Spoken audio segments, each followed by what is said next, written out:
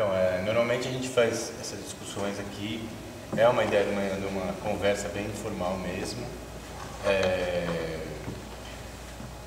Cada quarta-feira o Sofá da Cacilda tem um tema diferente. Às vezes tem uma programação que está coordenada pela Dani Lima, que chama Corpo.doc, que é mais em cima de uma pesquisa que ela está fazendo do gesto e da memória. Então cada dia tem um tema diferente, mais ou menos uma por mês. Também tem uma outra área de discussão que é as artes e a revitalização da cidade, que é mais ou menos por aqui que a gente tem essa conversa hoje. Tem uma outra que é de memória também, mas em cima de filmes e vídeos, que é mais do cine e teatro. E qual é a outra que tem? A quarta? Políticas do corpo. Críticas do corpo. Políticas. Políticas do corpo, que é curada pela Anaíse, e também uma vez por mês, mais ou menos. A gente teve uma outra conversa que era sobre revitalização dos centros, das áreas urbanas centrais, que foi, acho que foi até o primeiro, foi o segundo debate que a gente teve. E foi bem interessante, veio o Léo Feijó aqui falar um pouco de todo o movimento da Lapa, de revitalização da Lapa, e também o Ricardo Marinelli conversou sobre alguns exemplos de revitalização lá de Curitiba. Foi legal que nesse dia veio um monte de gente que era das associações de comerciantes aqui do bairro, estão tentando criar um polo cultural e gastronômico aqui para uma área que vai desde da Glória até Glória, Catete e esse pedaço do Largo do Machado. Acho que é o Flamengo inteiro, não é? Flamengo inteiro. Flamengo inteiro. Ou até o Morro da Viúva. E aí a ideia era E foi interessante que veio todas as pessoas e rolou uma certa discussão também, até da própria situação do teatro, ter um isolamento em relação à comunidade do bairro. Eu imaginava que hoje ia ter bem mais gente que participou daquela discussão também, que talvez pudesse ter voltado aqui. Mas aquilo é uma coisa muito capitaneada pelo Léo. O Léo está organizando isso. E uma coisa que você está aqui no bairro, é uma conversa de respeito a eles muito diretamente, né? Aquilo, especificamente. E eu acho que o Léo está nesse grupo também, de pessoas que estão fazendo essa articulação aqui do polo aqui do bairro. Então acho que também teve esse interesse explícito. Como nós somos uma programação de dança, e a gente está trazendo alguns assuntos que não são intrinsecamente ligados à dança, eu acho que às vezes o nosso público de dança não adere a essas outras discussões. Mas enfim.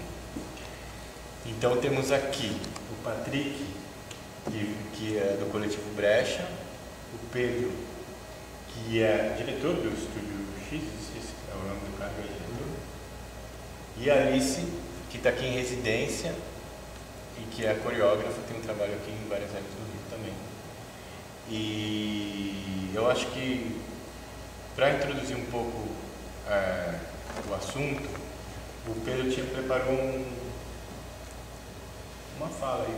Acho que a gente podia começar com ela e depois a gente já começar a conversar, e se a gente achar que a gente quer sair daqui para uma mesa de bar, nós somos tão poucos que a gente pode ir.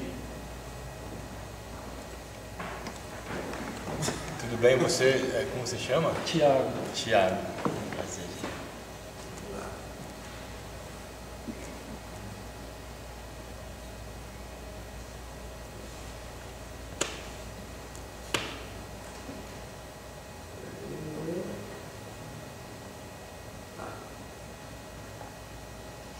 Bom,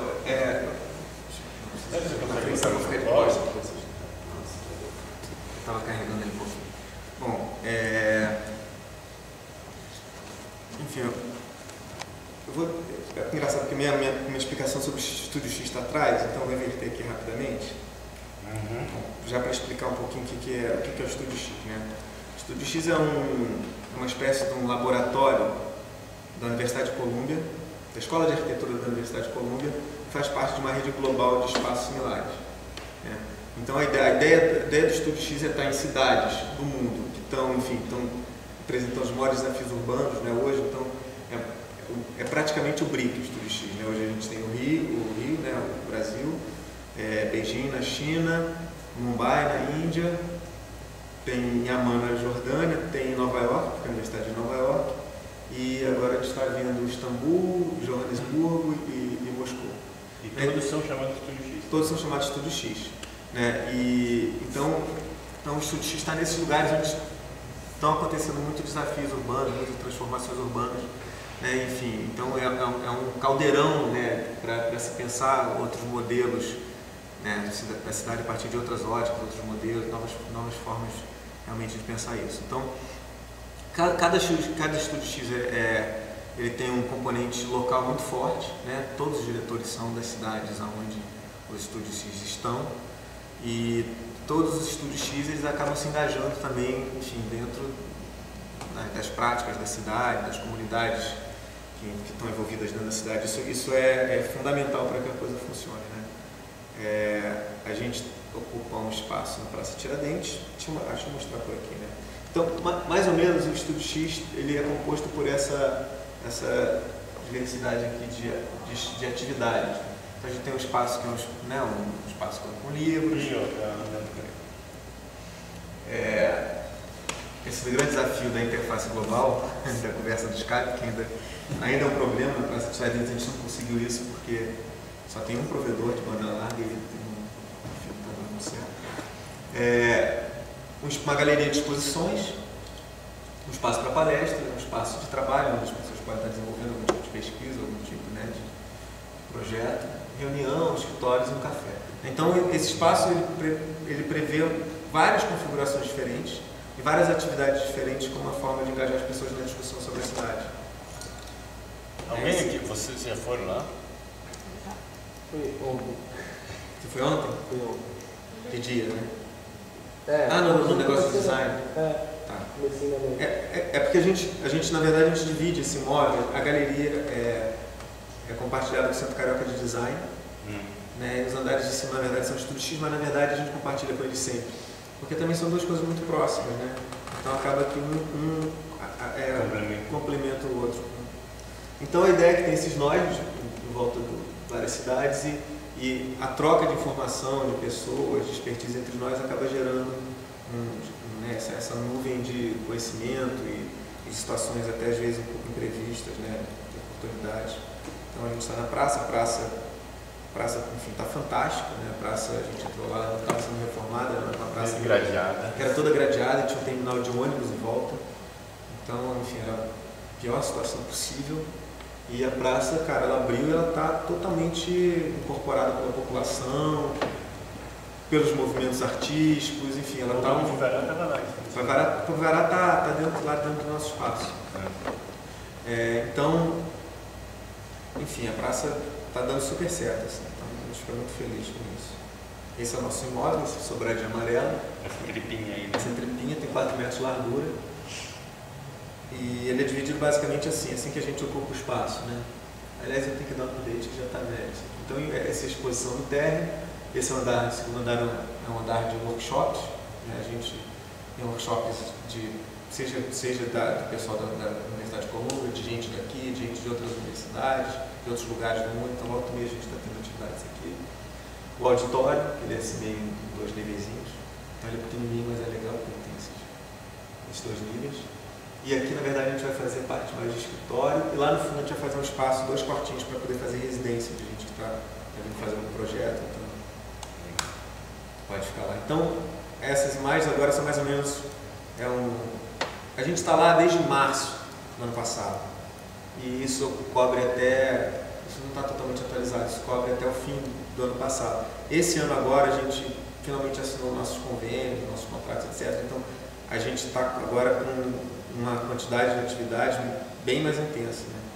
Então, isso é um pouco do que acontece, né? Então, às vezes tem um estúdio da Colômbia que estava estudando a região do Comperj, que é onde a Petrobras está fazendo um negócio enorme, ali no norte fluminense, e vai ter grandes impactos de habitação, de mobilidade urbana. Então essa mesa, a primeira vez que sentou todo mundo junto, a UF, que está ligada a isso, o consórcio das municipalidades afetadas, o pessoal da Petrobras e o pessoal da Colômbia, essas pessoas nunca tinham sentado juntas. Então às vezes as coisas não acontecem por questões tão bobas. Eu estou cada vez... Comunicação, cada vez eu estou me permitindo mais ser naif. Porque às vezes é só uma conversa, uma ideia que faz as coisas acontecerem. O Faustini, o Marcos Vinícius Faustini, teve um estudo X na semana passada. Ele está falando que ele viu no Instagram do Eduardo Paes uma foto da estação do BRT. Aí ele disse, ele escreveu aquele livro Memória Afetiva da Periferia, né? Ele passou a juventude viajando e lendo. Viajando para Campo Grande, para o centro, para a cidade inteira, os trajetos enormes, moravam distantes do centro, então sempre viajando e lendo. Aí ele mandou uma mensagem assim, podia ter livros nas estações. E aí ele não fazia. Sabe? Então acho que tem umas coisas também que a gente precisa às vezes colocar as ideias e às vezes elas acontecem, assim, simplesmente por causa de conversa. Então muita troca também, isso são alunos de fora, tem alunos dos Estados Unidos, alunos da Suíça, alunos do Brasil discutindo o projeto. Isso foi o Opa Vivará no ano passado, discutindo também com o escritório da Holanda, que participou de um trabalho que a gente fez na B9 de São Paulo, de arquitetura. Eu achei que o trabalho deles tinha super a ver, aí apresentei os grupos. Então era uma conversa desses dois grupos, que foi na verdade um jantar. Isso é uma discussão sobre política de estacionamento, com, enfim, várias pessoas de vários lugares, de governo, de instituições, falando sobre como é que é pensar estacionamento na cidade. A gente fala muito do trânsito, fala de mobilidade, mas como é que é estacionamento? Né? A política de estacionamento é fundamental. Né? Se você não controla como você estaciona na cidade, o Rio de Janeiro cobra R$2 para você estacionar, é a coisa mais barata. Então, na verdade, está subsidiando o estacionamento. Né? Está dizendo, para na rua de graça, praticamente. Né? Então, como isso afeta as políticas públicas. Isso é uma exposição sobre oportunidades de vazios urbanos na Lapa, né? Naquela região de volta da Praça Tiradentes, tem vários imóveis de terrenos vazios, então é um trabalho feito sobre isso. Isso foi capa de uma revista americana. Essa foi uma conversa que foi super legal. Todo ano tem um evento chamado Parking Day, que acontece em várias cidades do mundo, que é sobre estacionamento. Né? E a ideia de parque, de estacionamento. E aí esse evento ele consiste em pegar uma vaga de estacionamento e ocupar ela com outro uso. Então a gente... Aí só é uma vaga? Porque a gente está na calçada aqui, mas isso está estacionado numa vaga em frente ao Estúdio X. A gente armou essa estrutura, botou um globo de luz, chamou o secretário de transporte, um especialista em trânsito, e o Washington, lá da Secretaria de Patrimônio, para discutir na praça sobre estacionamento, né, sobre política de estacionamento. E depois esse globo virou uma festa. Isso já é uma ocupação do circo, uma exposição que teve no Estúdio X, esse ano a gente vai fazer de novo também, né, no Festival de Cultura Digital do Circulador. Então a gente quer sempre também estar participando com outras instituições, em outros lugares, além do nosso próprio lugar. Isso é na B9 de São Paulo. Né, então o workshop foi 3 dias mexendo em maquete mesmo, né, pensando sobre era tema de mobilidade também. O jantar, né, jantar como uma estratégia de conversa junto com o Opa Vivará. Eles estão agora ocupando lá o imóvel, né? Várias coisas, né? Nas quartas e sábados tem a cozinha na praça, né? Então na praça mesmo, cozinha na praça, tudo. E na segunda eles fazem deambulações, são umas pesquisas sobre o lugar. E eles estão morando lá dentro, eles estão com 2 quartinhos lá atrás. E ficam na galeria, virou a sala de estar deles, então toda a parafernália da cozinha, tudo. É super legal, porque é engraçado, porque eu estou sempre no prédio, mas outro dia eu estava naquela coisa de correria, trabalho, lá, burocracia, lá. Aí eu cheguei ali, estava com aquela mesinha no laptop, eu sentei e estava tendo almoço, sabe? E naquele momento tudo desacelerou, assim, toda aquela loucura veio muito, né? Aquela coisa, dinâmica de trabalho louca, então é muito legal, assim, eu acho que o formato com que as coisas são propostas, eu acho que é essencial, né? Pensar essa coisa, como aproximar, como, né, de certa forma.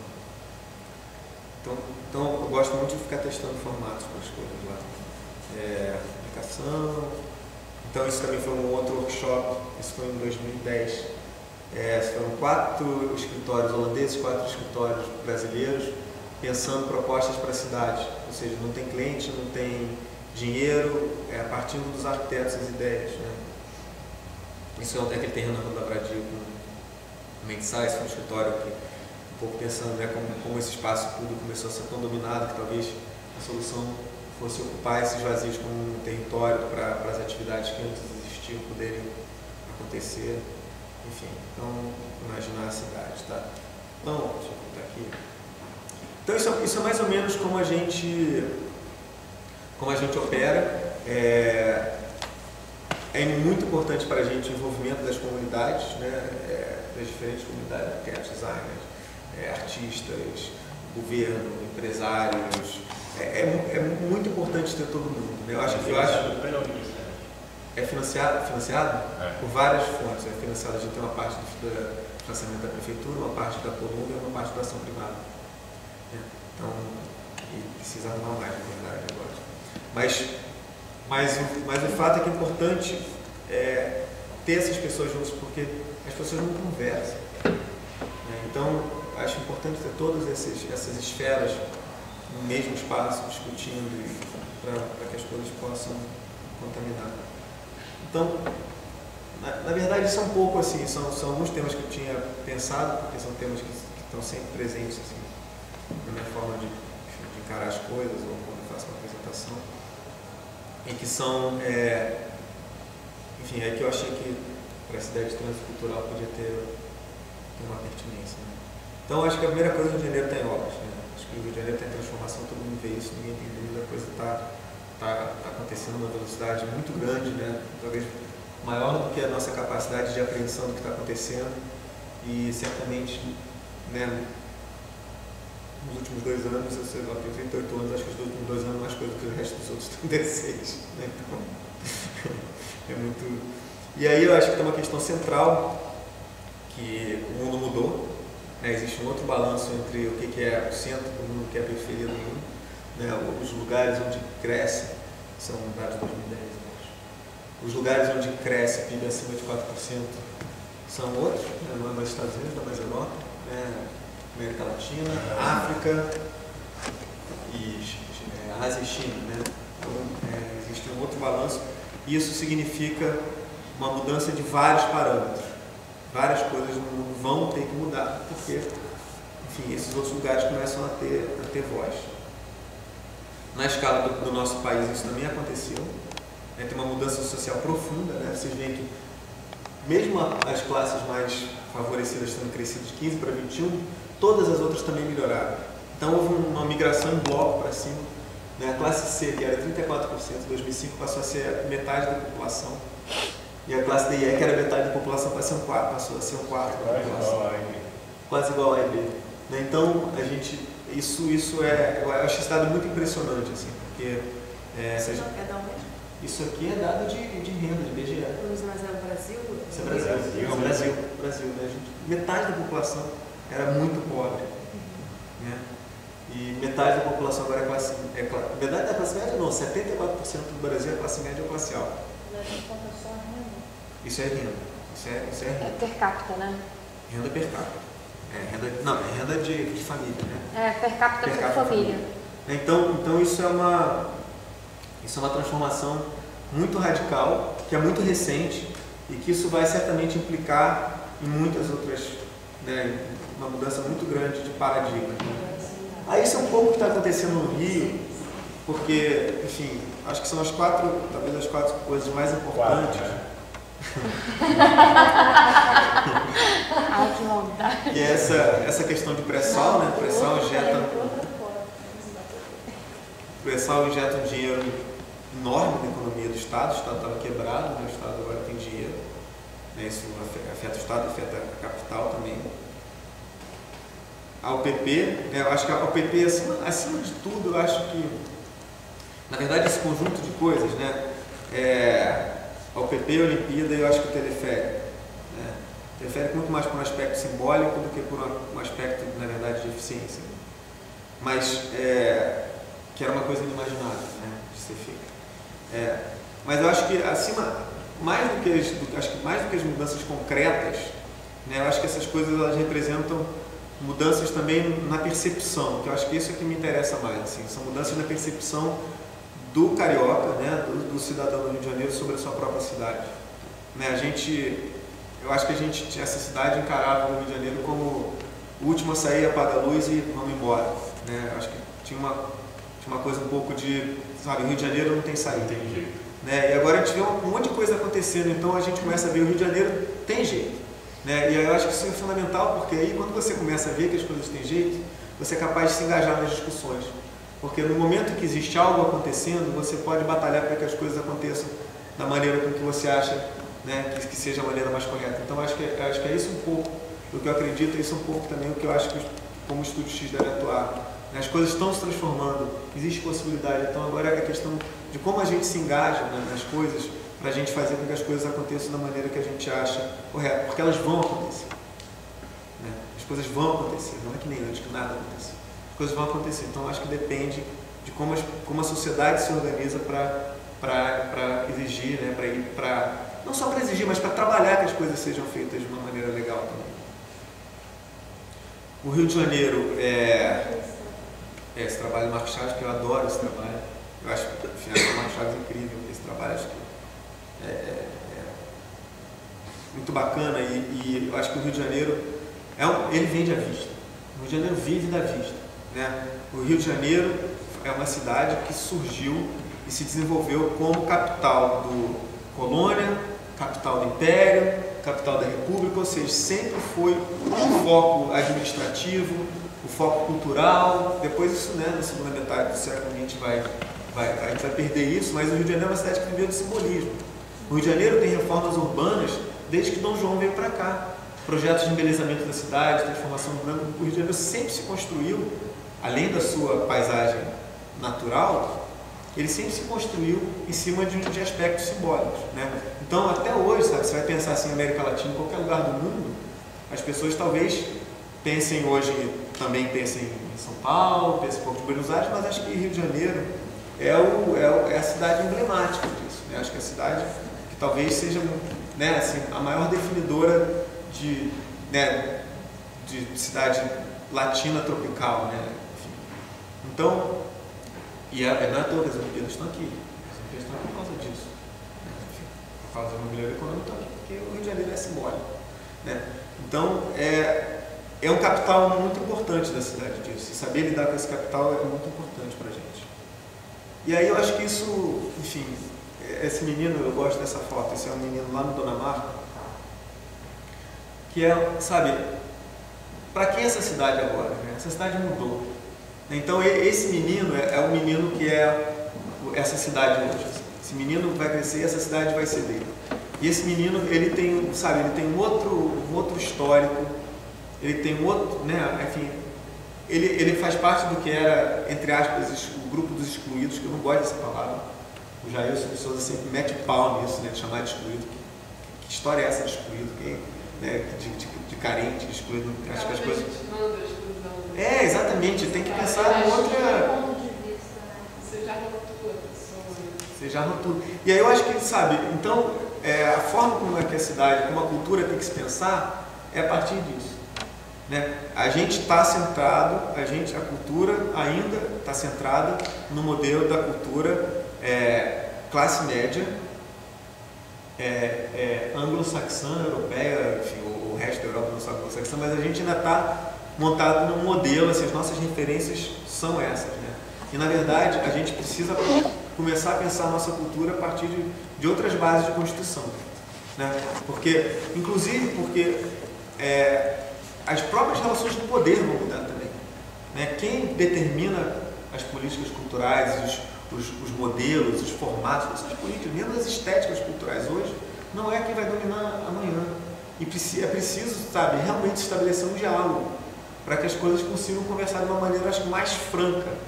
Não através de cotas, mas através de um diálogo franco mesmo entre as coisas. Então, acho que o cabelo Neymar, acho que é a expressão... Esse é o cabelo Neymar, é um deles, né? Eu acho que a expressão é uma expressão estética que, cara, que é muito forte, é muito presente, né? E enfim, E a gente olha e diz assim, pô, o que é isso, né? O que é esse negócio? Tem que começar a olhar com outros... Então acho que tem alguns temas, né, importantes, assim, como a cidade é compartilhada e como os grupos estão presentes, são representados na imagem da cidade, na imagem da cidade. Falando de imagem mesmo. Quando a gente formula uma imagem na cabeça, quando a gente vem com uma imagem sobre o Rio de Janeiro, como é que os grupos sociais, os diferentes grupos, estão representados nessa imagem? Porque se a gente pensar que a cidade é um espelho de nós, né, que a imagem da cidade nos espelha, a gente se identifica a partir da nossa cidade, em quem a gente é, na nossa própria Constituição, essa cidade precisa representar todos os grupos que estão nela. Porque essa representação da cidade, na verdade, ela é reflexo da disputa, né, do poder desses grupos. Então acho que essa é uma questão importante, né? Porque isso vai afetar as oportunidades na vida da cidade. Posso? Pode. Eu sou socióloga, então assim, quando você fala em representação, para mim é um prato cheio. Eu fico pensando que a nossa comunidade ela é dividida em grupos que disputam pelo poder, como você diz, né? Então, a questão é que cada grupo vai representar a si próprio da forma que é mais conveniente, né, para o seu grupo ou da forma como ele pensa que é mais conveniente, quer dizer. Então isso vai estar sempre em disputa, né? Eu acho interessante você trazer isso porque essa representação tem setores da sociedade que estão subrepresentados e outros que estão sobre-representados, como na verdade não tem tanto motivo assim para ter tanta autoestima, digamos assim. A classe política, por exemplo, conservadora do Rio de Janeiro, ela se tem em alta conta e acha que que tem direito à cidade muito mais do que outras pessoas que, enfim, trabalham e realmente contribuem para a cidade. Então, vale muito a pena essa discussão, assim, eu acho maravilhoso. Não, e eu acho também que isso é uma coisa que está mudando muito, assim, eu gosto de pensar assim, em 2005 eu fiz um projeto, 2005 falando do Brasil na França, e a gente ficou pensando, tá, porque é engraçado, a arquitetura não é cultura, a arquitetura só é cultura quando é patrimônio, né? Apesar da gente construir cidades, esse espaço que a gente habita, né?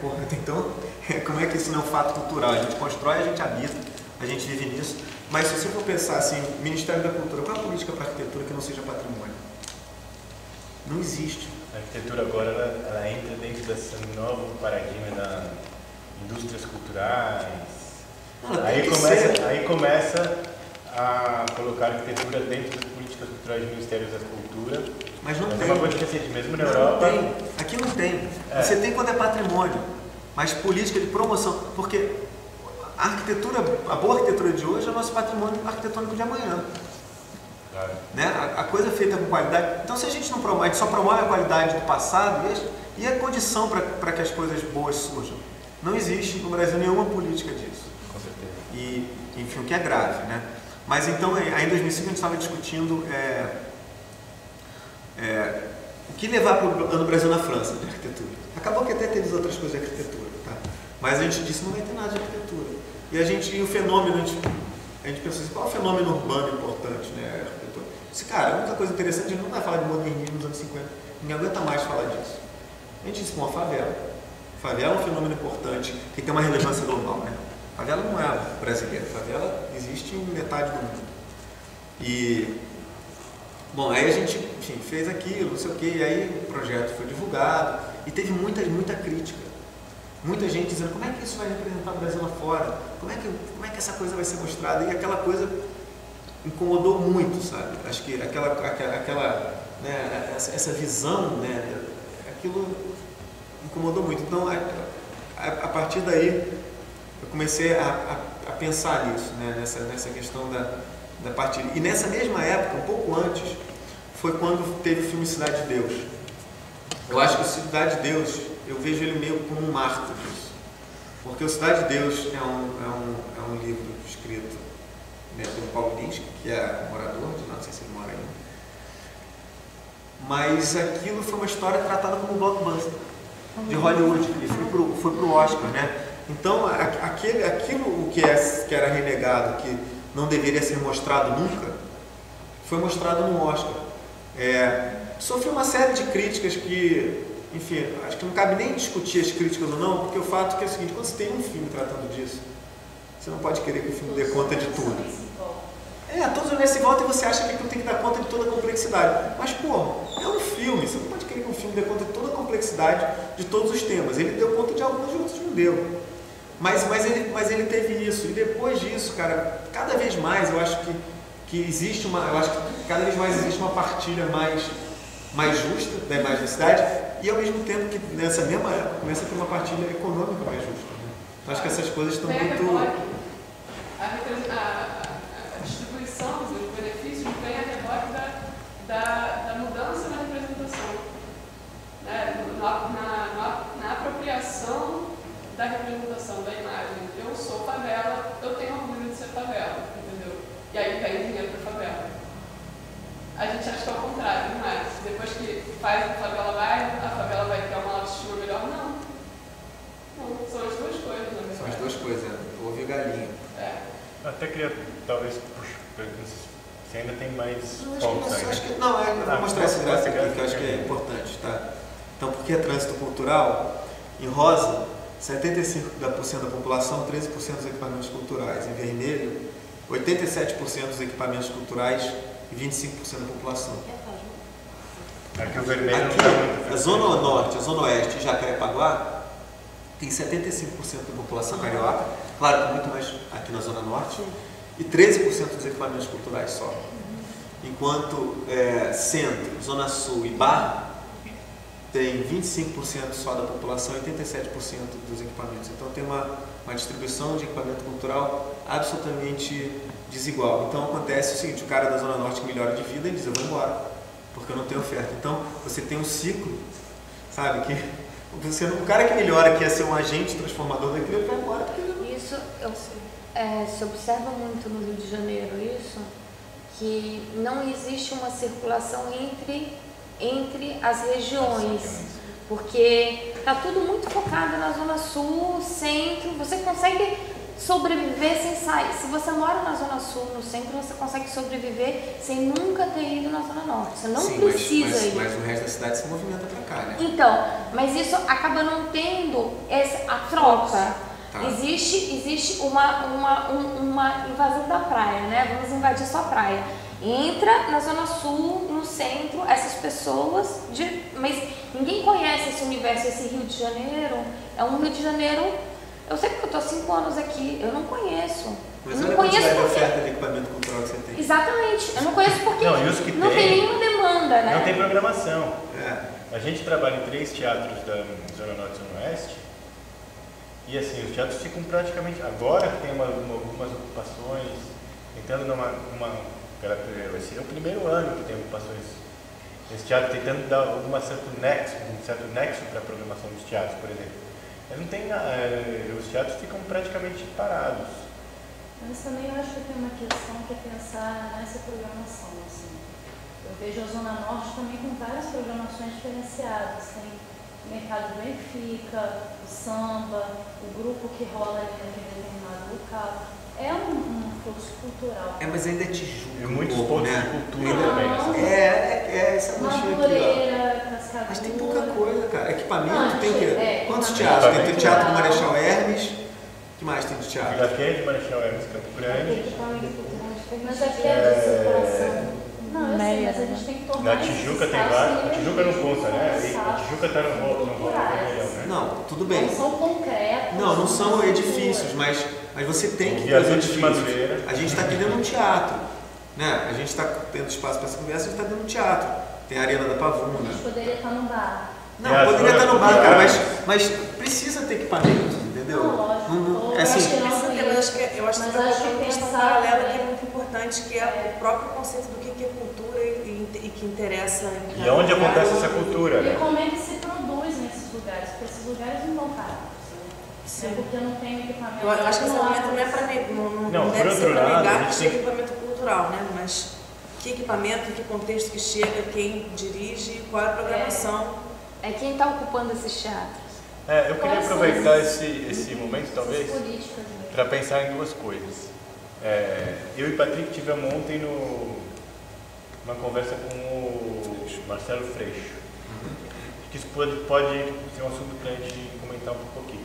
E continuando essa coisa dos teatros, não sei, um pouco, talvez a Alice falar um pouco sobre a experiência de estar trabalhando nessas áreas que estão fora e como você sente essas questões que ele colocou. Eu acho assim, você colocou um ponto que para mim, estava pensando em falar quando você estava colocando, porque assim, eu trabalho com dança, né, e fui meio que sem querer, por um projeto que eu comecei, fui sendo convidada para fazer outros, longe desse centro de cultura da Zona Sul. E aí eu fiquei pensando o que será que foi dando certo, que foi tendo... eu acho que, eu não sei também, porque isso é uma coisa relativamente recente, mas acho que tem muito a ver com isso que você está falando, com uma maneira de chegar nesses espaços e observar mais talvez do que a distância física que existe, porque hoje em dia você tem internet, você tem... Volto a dizer, eu acho que nada disso nega a deficiência de equipamentos culturais, não mesmo. Mas o que eu observo, até porque o meu espaço, quando eu falo de espaço e arquitetura, para mim é o corpo, né?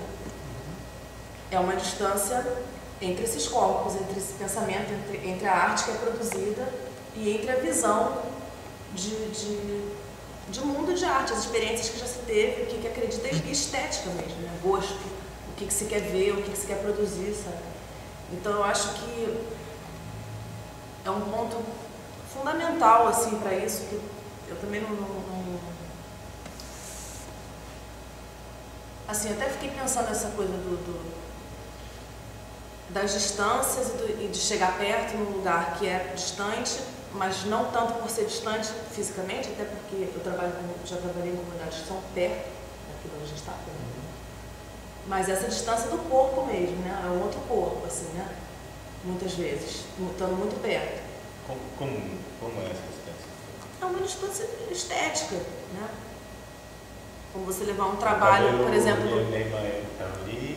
Não, assim, não estou dizendo necessariamente isso, estou dizendo no conceito, por exemplo, que é você levar muitos trabalhos que são, por exemplo, vem no panorama de arte contemporânea e chegar lá, por exemplo, lá em Vila Kennedy, ela fez uma residência em Vila Kennedy com artistas locais. Você já chegou a apresentar seu trabalho várias vezes lá também, né? Antes ou não? Não. Foi lá fazer aquela residência primeiro. E criou um trabalho. A gente acabou não apresentando em Vila Kennedy na época, justamente porque o teatro... Porque você estava com violência e teve que cancelar o espetáculo no Panorama do ano passado. Foi a primeira vez, depois de 5 anos que a gente trabalhava em Vila Kennedy, que estava uma onda de violência muito grande e a gente não sentiu uma segurança pela primeira vez de fazer o espetáculo do Panorama. Sim. Lá. Mas o processo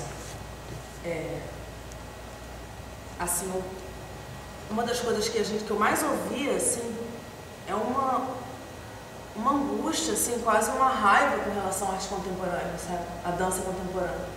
Se sentir muito excluído daquilo. Tipo, os espetáculos que vem aqui, a gente não entende nada, sabe?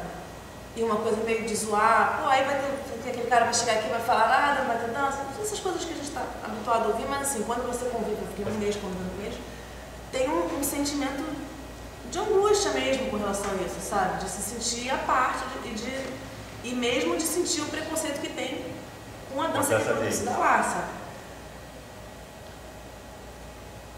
E assim, eu encontrei artistas incríveis, sabe?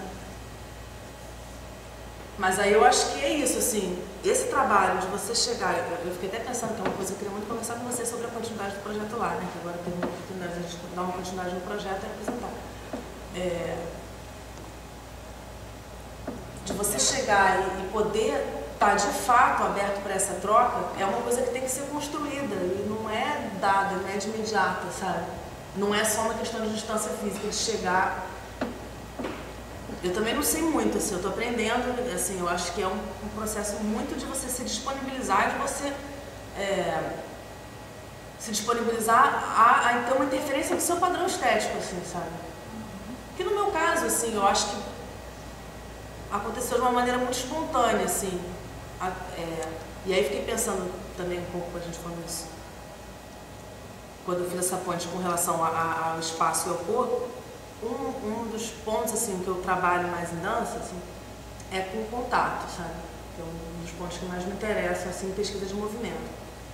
E isso, cara, eu tenho observado, assim, que nos lugares, assim, aonde eu encontro, assim, uma diferença, não é um público aqui da Zona Sul, que já está acostumado com faculdade de dança, ou que conhece mais ou menos o discurso que eu falo, o tipo de aula que eu dou, sabe? Tem uma barreira que se ultrapassa, assim, muito rapidamente, sabe? Que vai muito pelo afeto, pela divisão do peso do meu corpo com o peso do teu corpo, que a gente tem que se colocar em situações muito semelhantes, sabe? Daí isso vai desfrutando, vai desmembrando para outras coisas depois, assim, né? Não sei se eu estou falando, mas eu acho que é isso, assim. E é uma coisa, né, assim, a gente tem a maioria dos projetos culturais que vão nessas outras áreas da cidade, que são do 75, então do 75, são muito assim, a gente pega uma coisa que deu certo na Zona Sul e no centro e leva para ser mostrado na Zona Norte e Zona Oeste.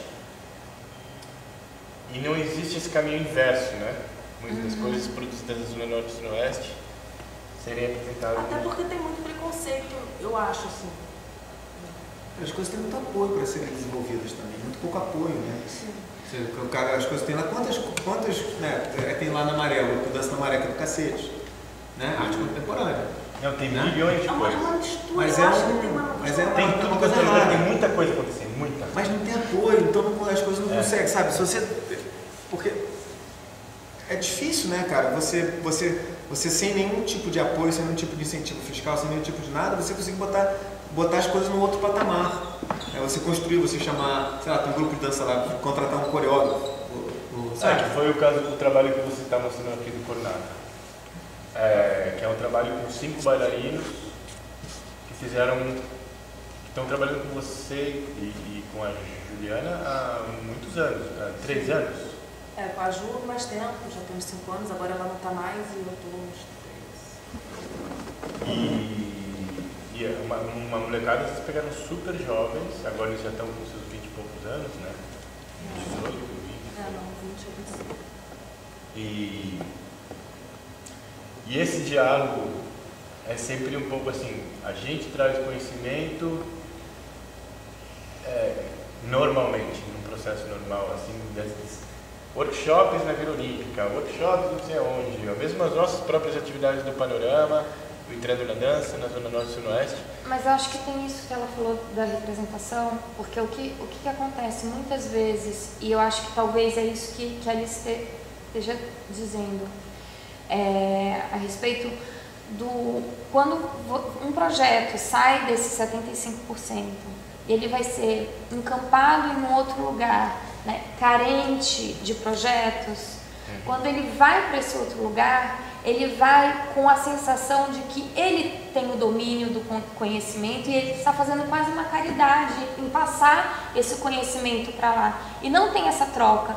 Então ele muitas vezes acontece até bem, mas não tem troca. Quando volta para a Zona Sul, né, nesse caso que a gente está falando, quando volta para a Zona Sul, não se traz como... Quando ali se traz o Cornaca para cá, ela está trazendo toda uma experiência de troca que houve. Dá para ver no espetáculo que existe uma troca ali, que existe dois universos conversando.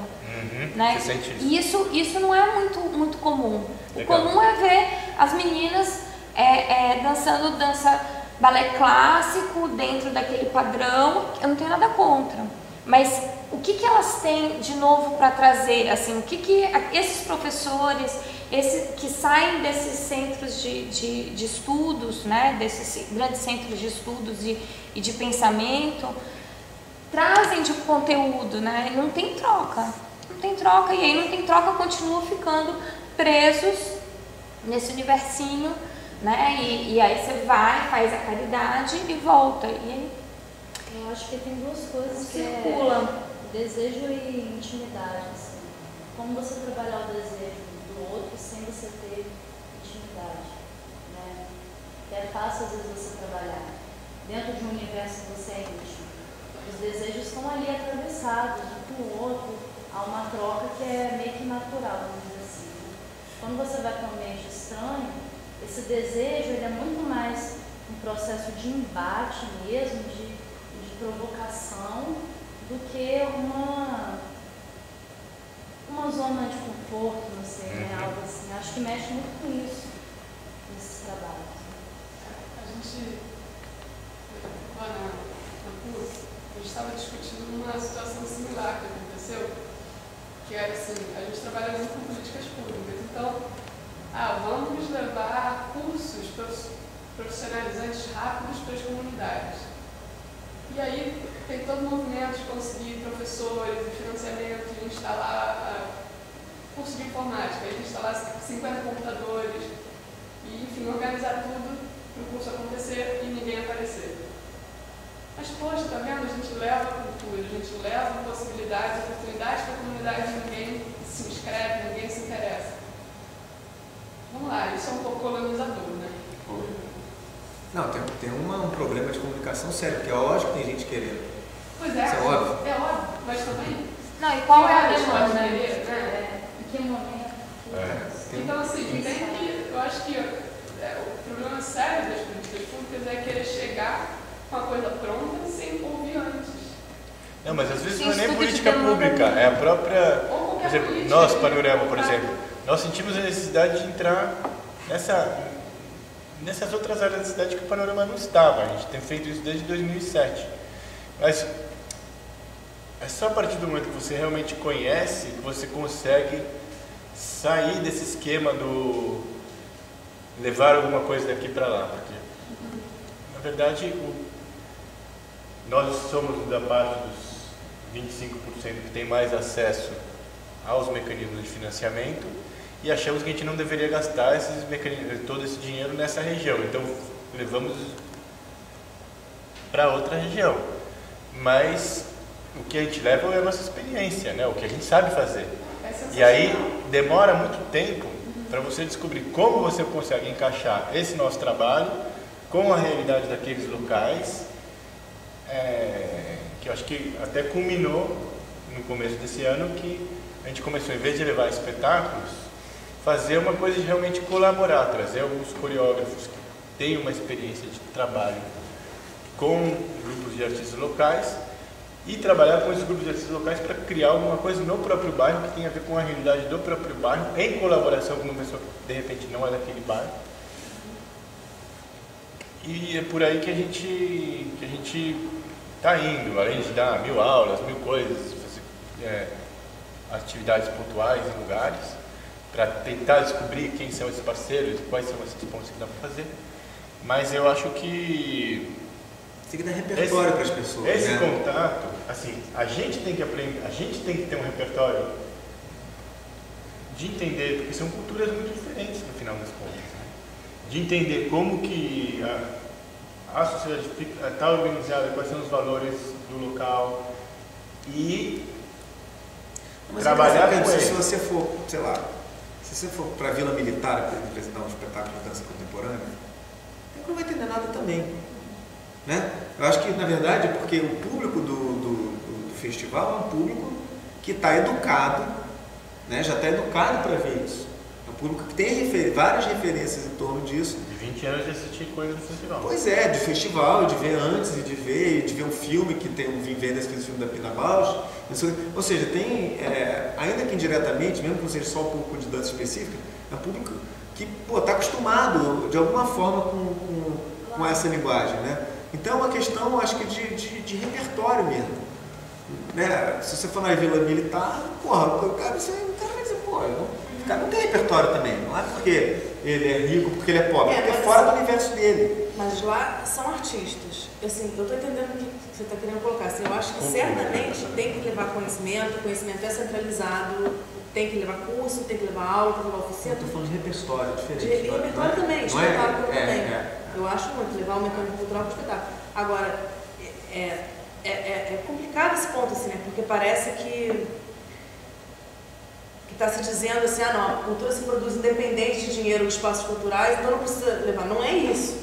Mas eu acho que, assim, essa maneira de chegar, ela tem que ter um espaço de absorção, assim, porque Porque, assim, é engraçado, quando você pensa assim, em termos de educação de uma maneira geral, parece muito mais óbvio, né, que a educação é centralizada, que ela chega de uma maneira com muita deficiência para as pessoas que estão fora desses centros, muitas vezes. Só que quando você pensa em arte, não é bem assim, né? Historicamente mesmo falando, né?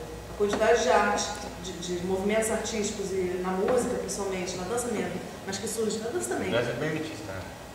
A dança mas a dança é tão elitista que não consegue nem ver.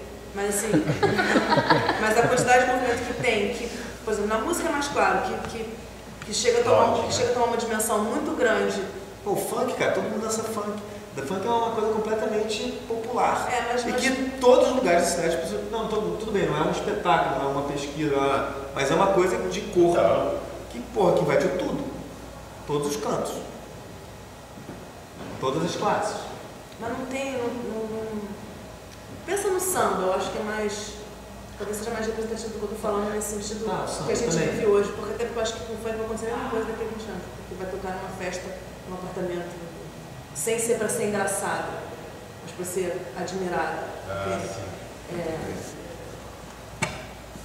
Eu acho que tem. Eu acho que tem que olhar. O samba entrou na música erudita, para absorver a cultura que se faz na periferia.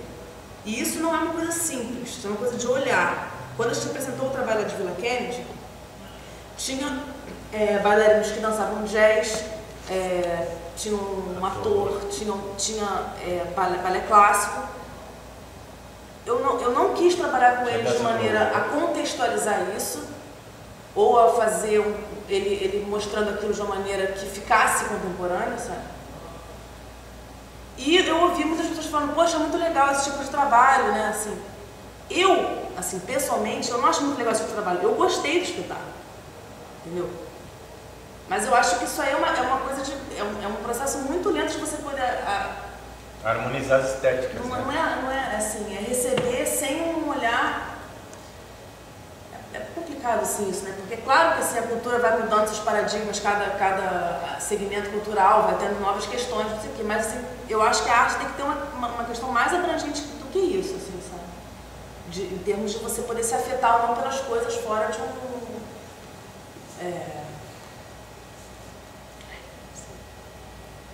fora do preconceito. Eu acho que fora de um olhar tão elitista assim. Mas assim, eu só quero deixar claro que eu acho que isso não tem nada que esteja se opondo a esse argumento de que assim, certamente tem que levar equipamento cultural.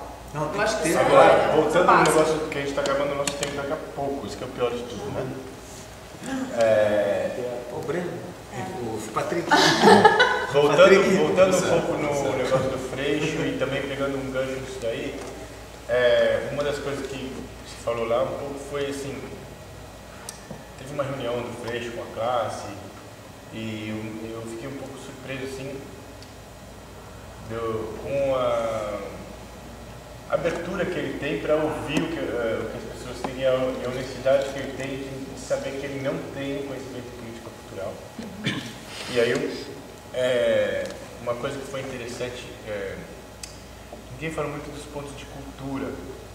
Eu não sei se nesse estudo que mostra 75% e 25%, contam os 253 pontos de cultura que existem na cidade, que a maior parte deles estão... Isso é equipamento público. Se for um teatro privado, se for um teatro privado, ou se for um ponto de cultura de uma ONG, ele não está apontando a eles. Porque eu sinto que talvez a maior revolução que pode realmente explodir a manifestação cultural dessas áreas é o fortalecimento desses 200 pontos que tem pela cidade. Não sei quantos são, 253 no estado, não sei quantos estão na cidade. Mas é que a maioria deles está nessa área aí. E é um projeto que está sendo sucateado pelo Ministério da Cultura. E eu fico pensando, não sei se... Então, os pontos de cultura não estão envolvidos nas discussões lá no Estúdio X. Eu acho que eles ainda estão muito em rede entre eles e pouco fazendo esse diálogo de um lado para o outro e mais entre eles, do jeito que eles podem. Mas é porque são coisas diferentes, né? O ponto de cultura e o equipamento público não são a mesma coisa. E é preciso ter equipamentos públicos para que os pontos de cultura, inclusive, se apropriem deles, possam utilizá-los, esses equipamentos. Eu acho que uma coisa não, sabe, eu acho fantástico o ponto de cultura, acho revolucionário, assim, acho que a melhor coisa que já se fez nesse país enfim, para a cultura, pegar quem está fazendo e dizer, vamos lá, né, dar poder, condições para quem já faz, né, do que, inclusive também você trazer um equipamento de fora e colocar um OVNI lá dentro também não vai ser solução, mas o fato é o seguinte, quando você tem uma política de equipamentos, por mais precária que possa ser, aonde existe investimento em espaço, investimento em manutenção, investimento em programação, isso não é lógico que isso não pode estar só aqui. Isso tem que estar lá também, porque é nesses lugares também que essas coisas podem se desenvolver e ter uma infraestrutura, né? Porque o espetáculo de dança lá chega num teatro que nem esse, com pisos de linóleo, com iluminação, não sei o quê, e com ar-condicionado, e as pessoas que assistem têm conforto, e o cara tem a condição de desenvolver o trabalho dele, porque ele não sabe, ele está preocupado que está caindo água em cima dele, no chão, esfola o pé dele toda vez que ele vai dançar. Tem um degrau no palco do teatro de Viraquém de arrumar, Fora o valor simbólico, a gente tem um espaço que é dedicado para esse fazer, assim, isso muda muito a relação, né, de uma pessoa com o que seria esse fazer para a vida dela. Assim, existe um espaço na comunidade que é dedicado a essa prática simbólica, né? Então, tipo, isso existe. Quando não existe é muito mais difícil, sabe?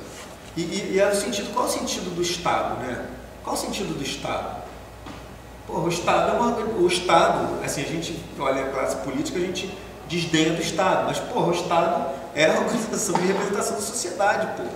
É a organização política da sociedade, é nossa a organização política, né? É como a gente estrutura para que a gente faça a nossa gestão comum, né? Então, sabe, o Estado tem que estar presente simbolicamente nesses lugares também. É importante, ele tem que se mostrar presente, ele tem que ter políticas públicas lá, tem que ter, cara, sabe? Tem que ter. Acho que essa luta, né, de quando a gente acaba reconhecendo de que nós mesmos nos relacionamos com a prática de ir para esses territórios de uma forma horizontal, por histórico, né? A gente se sente muitas vezes tendo mais a dizer do que a ouvir, assim. E não sei, tem algumas coisas que são super simplórias, assim, mas que eu vejo como pequenos movimentos de mudança, assim, e é simples, tão simples quanto tipo, ver alguém voltando do TAG, do Armando Gonzaga, por exemplo, falando que o teatro é incrível, tem uma puta estrutura, tipo, né, você vê tipo, surgir o brilho no olho de alguém que está aqui, de ir para lá, e isso está nessa frase, articulado de uma outra maneira, né, reconhecendo o valor do que está lá, é muito necessário, assim. Eu acho, inclusive, eu li um texto há pouco tempo que fala da barreira da excelência, uma mulher chamada Diane Ragsdale, uma coisa assim, e ela fala um pouco dessa esquizofrenia, eu acho que a gente está vivendo como sujeitos, pessoas de práticas artísticas, assim, né? A gente viu a morte filosófica de Deus, né, há muito tempo atrás, mas parece que a gente continua acreditando numa estrutura de valores em que a arte é sim um veículo de acesso a um valor elevado, assim, sabe? E isso é esquizofrênico, assim, isso depois contra a nossa própria inteligência e contra os nossos discursos em vários outros sentidos, mas a gente ainda se sente muito, não sei, é quase que o que nos resta, né? A gente se sente minimamente confortável de, putz, somos artistas, lidamos com isso e tal. E ela fala da crise das artes, das live arts, assim, da crise da arte performativa em geral, dentro de um novo paradigma econômico mundial em que o que a gente mais vê, infelizmente, são espaços vazios, fechando, pessoas tendo que ter outras ocupações mesmo para se manter. E ela traça um paralelo com um movimento chamado Slow Food, que nasceu na Itália um tempo atrás para resistir à disseminação de McDonald's na Itália. E ela fala assim, é muito louco porque a maneira como os artistas se relacionam com a crise mundial das live arts é claramente um auto-boicote, assim, e não aponta para uma retomada do lugar das live arts na cidade, assim, como acontecimento. E fala que o Slow Food lidou com isso muito bem. Ela compara, ela fala assim, os restaurantes da Itália nessa época, ao invés de terem um discurso que seria, que ela lê nas artes, ao invés de ter um discurso, por exemplo, temos a melhor comida da região. Se você não souber apreciar o paladar que nós oferecemos, o problema está em você. Ela fala assim, se os restaurantes da Itália fizessem isso, eles iam falir muito rapidamente. E ela fala tipo, de como esse movimento foi se expandindo e o quanto ele foi baseado justamente em aproximação entre o sujeito criador de arte e o seu consumidor, o seu público-alvo,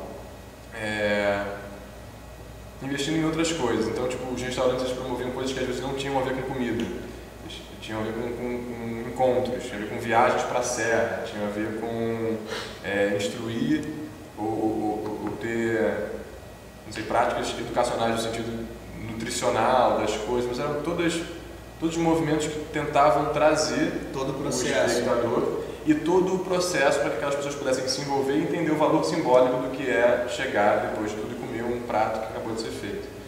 E aí quando ela vai comparar a nossa prática, como a gente está lidando com essa crise de identidade, né, e que não é só a gente das artes, né, a identidade em si está em crise, ela fala que a gente tipo, tem uma representação visual, né, tipo, tá desde os nossos cartazes, nossas programações visuais mesmo, que nos colocam à parte.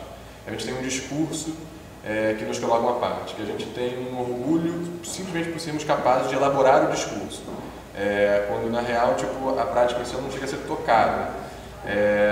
E dentro da experiência de ocupação que a gente fez de Glaucio Rocha, eu percebi o quanto isso está entranhado na gente, o quanto nós artistas. E eu tive a oportunidade de coordenar uma ocupação do Glaucio Rocha por tempo, que a gente chama de Junto Práticas de Proximidade, e eu percebi o quanto a gente errou em vários sentidos, de cara, porque o nosso orçamento inteiro, né, e o orçamento é muito o reflexo do que é prioridade para você, o quanto ele cobria a maioria das etapas de uma produção, menos o que é entendido na prática empresarial como distribuição. A gente previa a criação, previa, enfim, uma série de coisas, mas a distribuição ela simplesmente era tida como algo que não fazia parte essencialmente do nosso trabalho, sabe? E aí eu estava na época pesquisando umas coisas de plano de negócio e aquilo tipo, aparecia para mim como uma falha tipo, absurda, sabe? Absurda. E o quanto isso refletia essa arrogância quase de que tipo, o que temos que nos preocupar, na verdade, é em criar e ter o que oferecer. Para quem, como, e se isso vai realmente chegar até o consumidor final, enfim, tipo, os sujeitos, assim, era realmente a menor parte, assim, e isso se reflete em todas as instâncias da nossa produção. Quando o cara tipo, disponibiliza um edital a respeito do Cássio da Becker, mas não disponibiliza o histórico do Cássio da Becker, sabe? Não disponibiliza tipo, como um documento e como uma parte muito importante desse processo, como eles percebem a variação de público do Cássio da Becker, sabe? E isso eu acho que tem a ver com uma estética, na verdade, de circulação e de produção mesmo desses valores simbólicos, de como a gente se comporta, que está treinando a gente, na minha opinião, assim, para sem percebermos, sermos manipuladores de discurso. Né? A gente escreve um mega projeto que tipo, a gente realmente não espera que seja efetivamente... acho até que a gente espera, mas assim...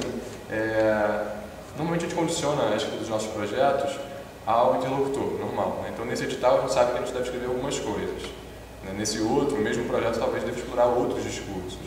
E eu sinto que, sem perceber, de verdade, assim, tem sido grande parte da nossa ocupação a manipulação dos discursos, sem que as práticas efetivas, no sentido de diálogo mesmo, sejam não sei, olhadas mesmo, sabe? E isso, eu acho, de novo, aponta para uma certa arrogância que resiste dessa crise de identidade que, mesmo que seja de uma forma muito subliminar, não conseguiu estruturar para a gente ainda, de verdade, que não existe hierarquia simbólica, entendeu? Que essas pessoas realmente tem alguma coisa a nos falar, desde que tipo, a gente realmente esteja querendo falar com elas, assim, né? Desde que, assim, não existe também tipo, um motivo a priori, mas a gente está tentando falar com elas, mas eles são os nossos interlocutores.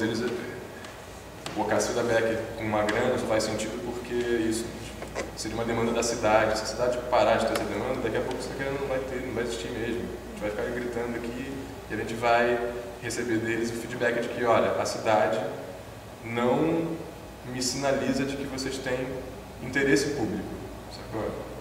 A gente viveu uma crise no segundo semestre do ano passado, de público, que foi gerada por um atraso louco na liberação da maioria das verbas federais. Em junho, começou a sair tudo, e aí todos nós que ficamos muito tempo acostumados a nos apresentarmos para os nossos amigos e a criar esteticamente para pertencer a uma certa galera, mesmo que tipo, não seja a imagem feia da panela, mas a gente tenta fazer parte de um devir coletivo, algum, né? Tenta fazer parte, pertencer. Quando todo mundo ficou ocupado, a gente não tinha público, assim, né? Eu acho que agora a gente está voltando a falar sobre isso, entendeu? Porque realmente se você se distanciar e pensar economicamente, é completamente inviável, assim, a gente precisa falar com as pessoas, né, no entorno, e eu acho que nesse sentido eu concordo com todas as coisas que foram apresentadas no seu PowerPoint, assim, acho que é disso que a gente tem que falar mesmo, e eu acho triste eu te ouvir falar aqui por ter algumas mesas que se distanciam um pouco do universo temático da dança, a gente não tem a comunidade da dança aderindo e tal, porque isso fala muito do quanto a gente ainda não entendeu que não existe dança sem interação com os outros campos do saber, assim. Não sei, isso é uma teoria, não sei as menos, comunicólogas que vão saber por que não estou nem falando que não existe dança sem os outros campos, eu acho que não existe sentido em a gente estar fazendo si isso mesmo, pô. E reclamando de público, entendeu? Se o público, se esse diálogo, se a verba pública, nesse sentido, se o interesse público é importante para o nosso fazer, aí eu acho que não faz sentido, tipo, isso, sabe? Lógico que existe dança em qualquer condição que a gente queira inventar a dança, mas nesse sentido, se a gente realmente é parte de um sistema que não consegue prescindir do sistema público, a gente não pode prescindir do interesse público, entendeu? E, enfim... isso diz muito de política pública mesmo, assim, todas as áreas de arte, dança, enfim, cinema, a maior parte do incentivo de política pública é para produção, né? Editais de distribuição, por exemplo, no cinema, que é uma parte que eu conheço um pouco melhor, a maioria das verbas de edital é só para produção, não se importa que o dinheiro público que foi investido naquela produção distribua ou seja exibido, assim. Então, a mesma coisa da dança, acho que ali está com um edital de circulação, né? Mas são raros os editais, assim, muito mais para... Está melhorando. Tá. Mas isso diz muito, assim, da própria comunicação da classe, da própria forma de se portar. Então, eu vou assistir a um espetáculo, mas pensar de circulação na cidade, por exemplo, são editais novos, né? Começaram ano passado. Circulação na cidade. Ou era no estado, né? Ou era na cidade? Esse agora é do Rio. É do Rio, da cidade.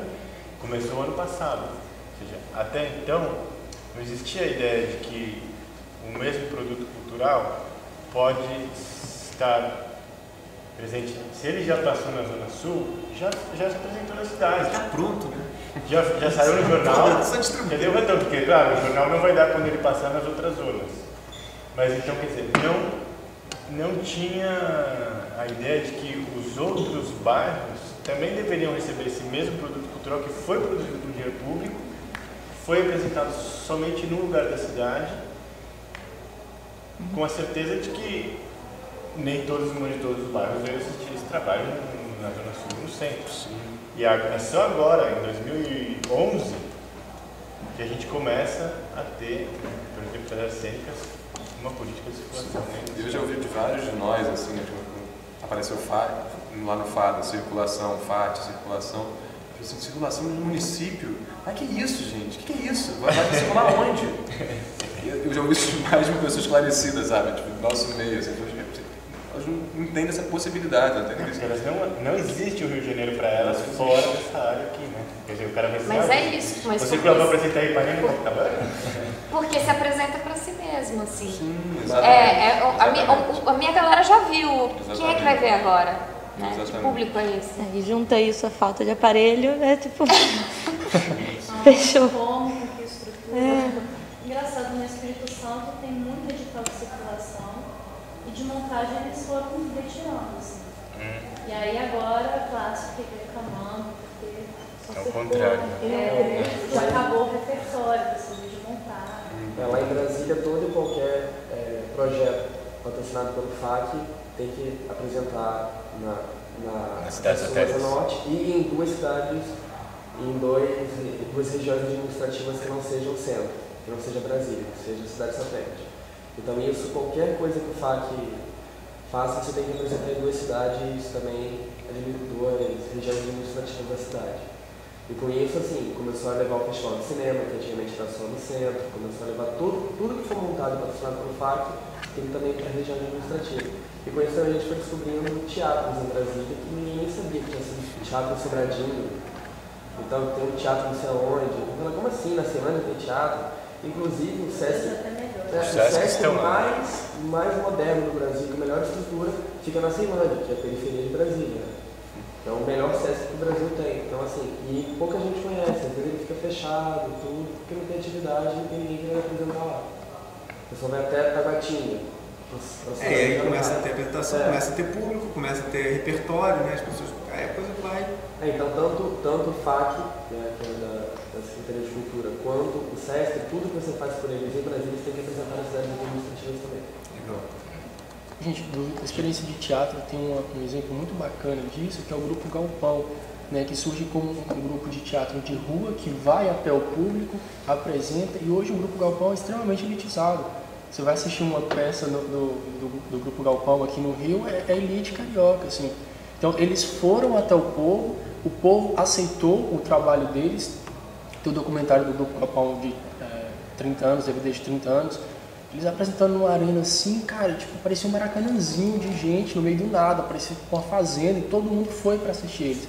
E eles passaram desse público, né? Eles eram absolutamente populares, eles queriam ser populares, e fez o contrário, né? Foi do popularzão e acabou virando elitizado. Assim. Eles eram jovens. Foi? Eles eram jovens, cara. Mas é isso mesmo. Acho que tem uma questão, a juventude tem uma questão ideológica muito forte. Porque depois você tem que levar arroz e feijão pra casa, né? Também tem isso. Também, claro que é isso também, né? O cara chega uma hora, o cara diz, porra, eu quero dar quero aqui me acomodar um pouquinho, mas eu acho que é natural que isso aconteça também.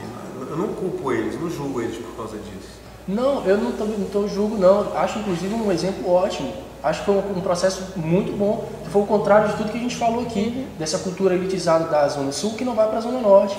Foi como alguma coisa surgiu na Zona Norte que invadiu e dominou a Zona Sul. Eu acho que ela falou uma coisa que resume toda a conversa aqui durante a noite, que a dança é tão elitizada que não consegue se sustentar. Então, é como ele falou, tinha um grupo ali e já contava com aquela plateia. Aquela plateia foi trabalhar, e agora? Eu vou fazer para quem isso aqui? E muitas vezes você monta, você cria um trabalho que você conta especialmente com aquele público. Na semana passada, a moça falava aqui de um espetáculo que ela viu e achou uma merda. Depois foi conversar com o diretor e o diretor explicou para ela que a mulher dos 7 véus tinha que dançar sempre com o cabelo preso e que no espetáculo dele dançava com o cabelo solto, e aquilo era revolucionário. Então ela não sabia de um detalhe que fundamentava aquele espetáculo. Quando ela soube, ela teve uma nova compreensão de tudo que ela viu naquela noite e achou o trabalho sensacional. Então, de repente, é isso, falta a compreensão de um detalhe para achar aquele trabalho sensacional, para aceitar aquele trabalho. Né? Você falou também de repertório. De repente eles têm um repertório. Só não é o nosso repertório. Mas tem que ampliar o repertório, porque você tem um repertório, mas cara, você tem que ver filmes, você tem que ver exposição, você tem que ver peças, você tem que isso, e esse repertório não tem. Tem muito pouco. A internet ajuda muito de certa forma, diminuir esse buraco. Eu acho que a internet tem um papel, tanto que as lan houses estão lotadas, né? As lan houses ficam cheias de gente.